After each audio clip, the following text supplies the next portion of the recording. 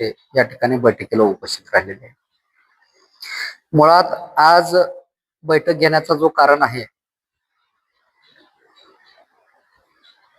कळंबला बैठक झालं, शिर्डीला बैठक झालं आणि आळंदीला बैठक. मुळात बसव प्रतिष्ठान याआधी होमगार्डच्या समस्या मागण्या घेऊन आंदोलन झालेले आहेत, परंतु बैठक लावलेला नव्हता. परंतु तुमचीच मागणी होती की बैठक घेऊन सर्वांशी चर्चा करून पुढची दिशा ठरवण्यात यावी. तर आज रोजी आळंदी येथे जो बैठक संपन्न होत आहे, मी तमाम महाराष्ट्र राज्यातील तमाम होमगार्ड बांधवांना या बैठकीच्या माध्यमातून जाहीर आव्हान करतोय की तुमचे हक्क मागण्या हे घरी बसून मिळणार नाहीत. हे 2020 पासून मी तुम्हाला ओरडून सांगतोय. सर्वात पहिला मुद्दा तुम्ही लक्षात ठेवा, ही लढाई कुण्या जाती धर्माची लढाई नाही. ही लढाई आहे आपल्या पोटाच्या खळगीची. ही लढाई आहे आपल्या कुटुंबाच्या, आपल्या पाल्याच्या उज्ज्वल भविष्याची. आणि आता जर तुम्ही घरात बसाल तर आयुष्यभर तुम्ही स्वतःला कोसाल, हे लक्षात ठेवा तुम्ही. बसव प्रतिष्ठानच्या माध्यमातून आज तगायत आम्ही संविधानिक पद्धतीने आंदोलन करत आलोय. यापुढे आम्ही संविधानिक पद्धतीने आंदोलन करू. हा देश महात्मा गांधीला पण पोचतोय आणि हा देश नेताजी सुभाषचंद्र बोसला पण पोचतोय. आम्ही आज तगायत सरकारकडे शांतीच्या मार्गाने आम्ही सरकारकडे आमच्या मागण्या मांडत आहोत. शासनाला वेळोवेळी आम्ही सूचना देत आहोत. महाराष्ट्र राज्यातील होमगार्ड समस्या तात्काळ सोडवून घेण्यात यावे. 2020 पासून चालू केलेला जो पाठपुरावा आहे, मध्यंतरी 2 वर्ष कोरोनाचा कालखंड आला, त्यामुळे थोडं कामे खंडित झाले जरी असले, परंतु त्या 17 मागण्यापैकी अनेक मागण्या बसव प्रतिष्ठानच्या माध्यमातून मान्य झालेल्या आहेत. हे तुम्हाला मान्य करावंच लागेल. आणि महत्वाच्या मागण्या मान्य झालेल्या आहेत. 8,500 लोक अपात्र लोकांना पात्र करून घेतलं, यामध्ये बसव प्रतिष्ठानचं श्रेय आहे. आज तुम्हाला 70-80 लाखाचा जो विमा मिळतो तो बसव प्रतिष्ठानचं श्रेय आहे. आज जिल्हा समादेशक पद पूर्वत झाले, बसव प्रतिष्ठानचा श्रेय आहे. अशा अनेक मागण्या जे बसव प्रतिष्ठानच्या मानधन वेळेवर मिळत नव्हतं साहेब. मानधन आम्ही काढून दिलं का नाही दिलं? दिवाळी परेड होती, दिवाळीचं बोनस येत नव्हता, मानधन येत नव्हतं वेळेवर. मानधन आम्ही टायमावर काढून दिलं. मग पुढे त्याला खंड का पडला की प्रत्येक गोष्ट हे तुम्हाला घरात बसून मिळत नसतं. त्यासाठी तुम्हाला मैदानात लढावं लागतं, तेव्हा चालून तुम्हाला यश मिळतं. फक्त सोशल मीडियावर बटणं दाबून गोष्टी होत नसतात. समाज माध्यमावर बटणं दाबून गोष्टी होत नसतात. मी ऍडमिन आहे, मी हे आहे, मी ते आहे, हा बाब नाही. तुम्हाला मैदानात उतरावं लागेल. तळपत्या उन्हामध्ये तुम्हाला स्वतःला झोकून द्यावा लागेल, तेव्हा चालून तुमच्या पदरात भाकरी मिळणार आहे. ही लढाई तुमच्या भाकरीसाठीची आहे. ही लढाई तुमच्या भाकरीसाठीची आहे. आज रोजी तुमच्या पदरामध्ये अर्धी भाकरी जर पडत असेल, त्या अर्धी भाकरीमध्ये तुमचा संसार चालत नाही. शासनाकडे आपल्याला फक्त मागणी एवढीच करायची आहे, साहेब तुम्ही आम्हाला अर्धी भाकरी देताय, परंतु आम्हाला पूर्ण भाकरी द्या, निदान आमचं कुटुंब तरी जगल. त्यासाठीची लढाई आहे. त्यासाठीची लढाई आहे. आणि ही लढाई लढत असताना मी वेळोवेळी तुम्हाला सांगितलेलं आहे, आपण फार भाग्यवान आहोत. आपल्याला महापुरुषांच्या विचारांचा वारसा लाभलेला आहे. पण ते वारसा, ते विचार फक्त घराच्या चौकटीत ठेवू नका. ते वारसा विचार तुम्ही मैदानात घेऊन या. तुमच्यावर अन्याय होतोय पण तुम्ही लढायला तयार नाही. जोपर्यंत तुम्ही स्वतः लढायला तयार होणार नाही तोपर्यंत तुम्हाला काही मिळणार नाही. आणि मी पुन्हा एकदा सांगतो, आज रोजी म्हणजे दिनांक 13 एप्रिल रोजी आम्ही शासनाला कळवलेला आहे. आमच्या मागण्या कळवलेल्या आहेत आणि त्या मागण्यापैकी आम्ही यावेळेस सरकारकडे फक्त 7 मागण्या पाठवलेल्या आहेत. त्या 7 मागण्यामध्ये सर्वात पहिली महत्वाची मागणी आहे होमगार्ड कायद्यात बदल किंवा दुरुस्ती करणे. जोपर्यंत होमगार्ड कायद्यात बदल किंवा दुरुस्ती करण्यात येणार नाही तोपर्यंत तुमचं भलं होणार नाही. दुसरी मागणी आहे 365 दिवस कायमस्वरूपी काम. कायद्यात बदल झाले की हे ऑटोमॅटिक होणारच आहेत, हे होणारच आहेत. तिसरी मागणी आहे, मी 2020 पासून सांगतोय, तुम्ही समोर आहे थोडं पुढं, 2020 पासून सांगतोय, लोकहितेश निधी. तुम्ही मगाशी बोलत होते ना, परिवारातल्या व्यक्तीला काम मिळाला पाहिजे, पैसा मिळाला पाहिजे. लोकहितेश निधी, आजच्या महागाईनुसार लोकहितेश निधी द्या, ही मागणी आम्ही पुन्हा एकदा लावून धरलेली आहे. चौथी मागणी अशी आहे, जे होमगार्ड बांधव सेवानिवृत्त झाले, ऐकून घ्या, जे होमगार्ड बांधव सेवानिवृत्त झाले त्यांचा पुढील भविष्याचं काय, तर त्या पुढील भविष्याच्या त्यांच्या उदरनिर्वाहासाठी 50 लाखाची आर्थिक मदत शासनाने करायला पाहिजे, ही मागणी आमची चौथी. त्याचबरोबर आम्ही आणखीन एक मागणी त्यामध्ये केलेली आहे, जी होमगार्ड कार्यालयात, तुमचं जो कार्यालय आहे त्या कार्यालयामध्ये जे वेतनीय कर्मचारी आहेत, जे मुळात प्रामाणिकपणे काम करायला पाहिजे ते, परंतु त्यांना वेतन मिळतो, तुम्ही मानधनी आहात म्हणून मनमानी कारभार करून कसेही कामे ते चालवत आहेत, तर त्या कामाची चौकशी व्हावी, ही मागणी आपण बसव प्रतिष्ठानच्या माध्यमातून केली. असे 7 मागण्या आम्ही बसव प्रतिष्ठानच्या माध्यमातून केलेला आहे. आणखीन एक मागणी त्यामध्ये आहे, 7वी मागणी.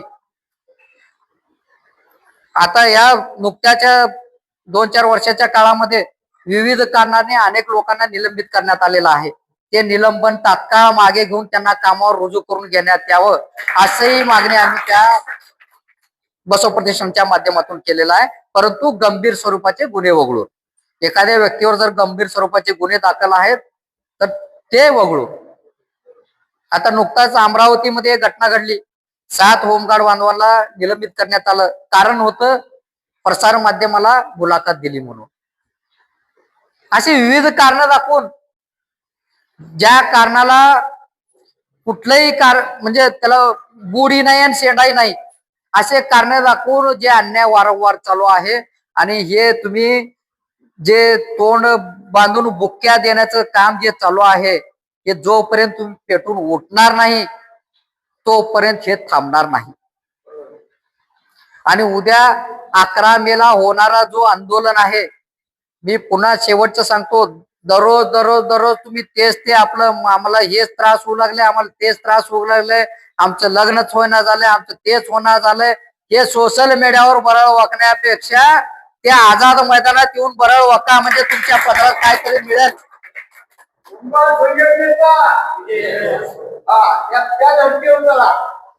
त्या आझाद मैदानात येऊन तुम्ही जे गुलामीमध्ये जगताय त्या गुलामीपासून जर आझादी मिळवायचं असेल, तुम्हाला आझाद मैदानात येऊन लढावं लागल.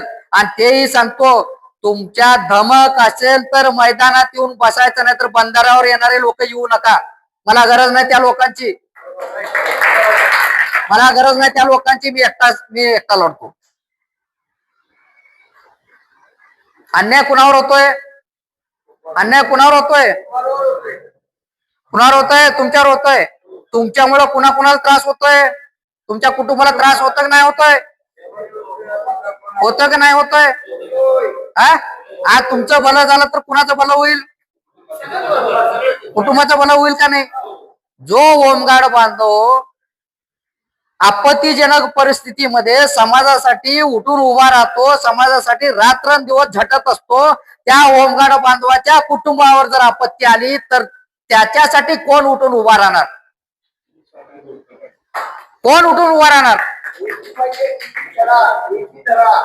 आपल्यालाच उठून उभा राहावं लागेल. आपल्या कुटुंब सांभाळण्यासाठी आपल्यालाच उठून उभा राहावं लागेल, तरच आपलं कुटुंब सुरळीतपणे चालतो. आणि मी पूर्वीपासून सांगतोय, मला राजकारणात रस नाही.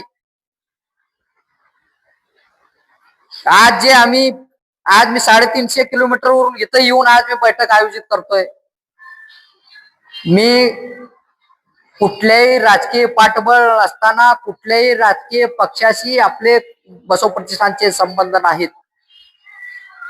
हा जो साम्राज्य उभा राहिलेला आहे तो संघर्षातून उभा राहिलेला साम्राज्य आहे. आणि संघर्ष हे एका दिवसात चालून एका दिवसात संपत नसतो. ज्याचे जीवन संघर्ष आहे त्याला दररोज उठून एका संघर्षाला सामोरे जावं लागतं, तेव्हा चालून त्याने यशस्वी होतो. मी वारंवार सांगत असतो, आपला देश स्वतंत्र व्हायला 150 वर्ष लागले. आज आपण 5-6 वर्षापासून ओंकार बांधवाच्या समस्या मांडत आहोत. काही ठिकाणी तुमच्याही चुका आहेत, आमच्या चुका नाहीत. आम्ही वेळोवेळी शासनाची पाठपुरावा केलेला, आमच्याकडे दप्तर आहे. वेळोवेळी आम्ही आंदोलन केलेलं आहे आणि तेही स्वखर्चाने. पण जबाबदारी तुमचीही आहे आणि ती जबाबदारी जोपर्यंत तुम्ही तुमच्या खांद्यावर पेलवणार नाही.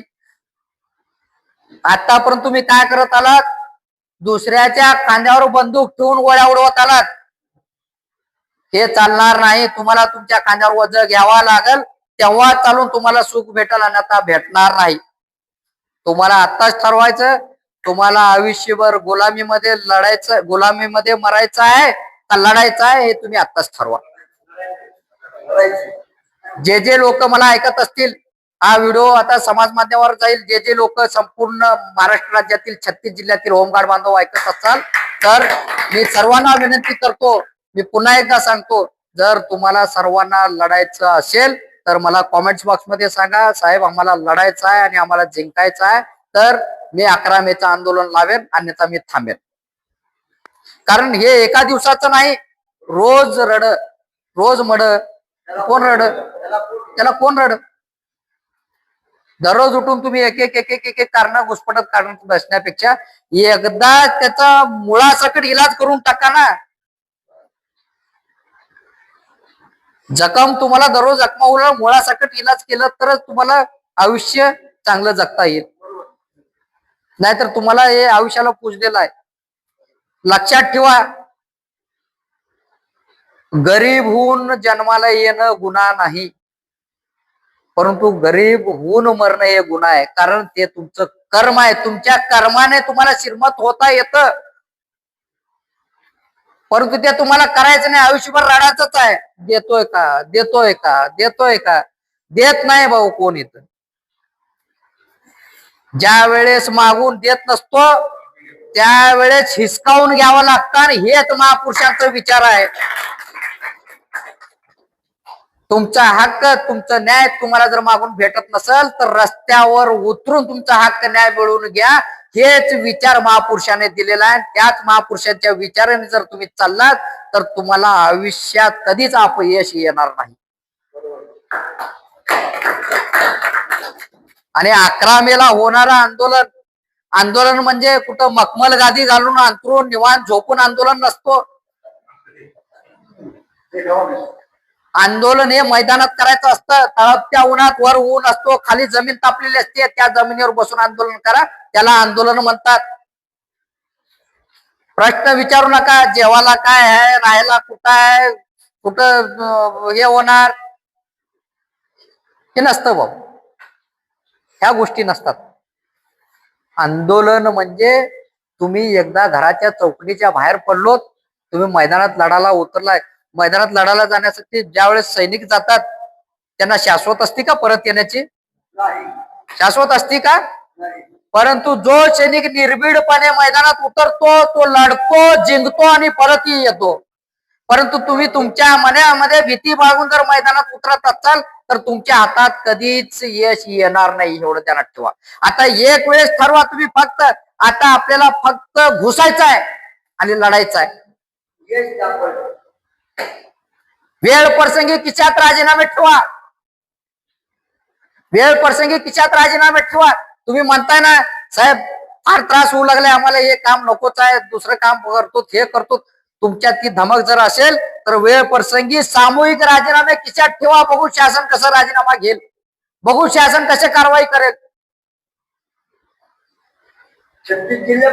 तुमचा हक्क अधिकार मागण्याचं तुम्हाला अधिकार आहे, पण ते तुम्ही मागणी करत नाहीत. करताय तर व्यवस्थित करत नाहीत. 10 ठिकाणी 10 अर्ज चालला, जाऊ द्या, अर्ज जायला आम्हाला हरकत नाही, परंतु एकीचं बळ समजून घ्या. तुमच्यातली ती एकी जागवा.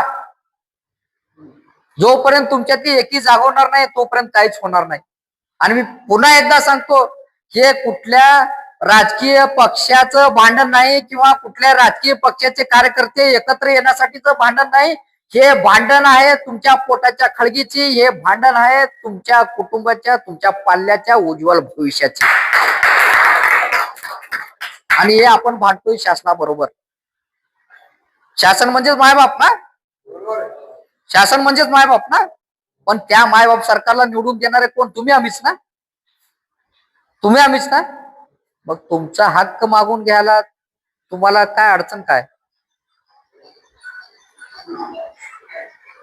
पुन्हा कोणी प्रश्न करायचं नाही. कसं यायचं, कसं जायचं, प्रवास खर्च तो तुम्ही ठरवायचं, कसं यायचं, कसं जायचं.